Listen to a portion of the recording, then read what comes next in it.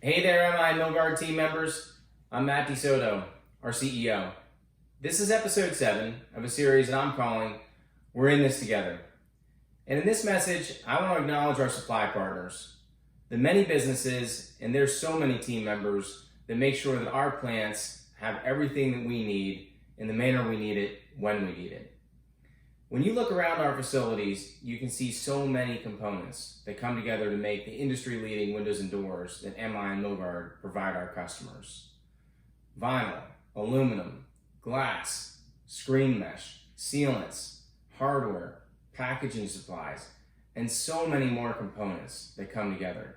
And each one of these come from suppliers that have a team just like ours that's so committed to making sure that their businesses are able to take care of ours so we can take care of our customer.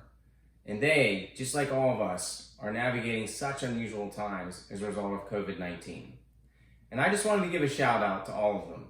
Thanks for what you're doing to make sure that we have everything we need to keep our plants running and serving our customers. So I'll talk with you again soon.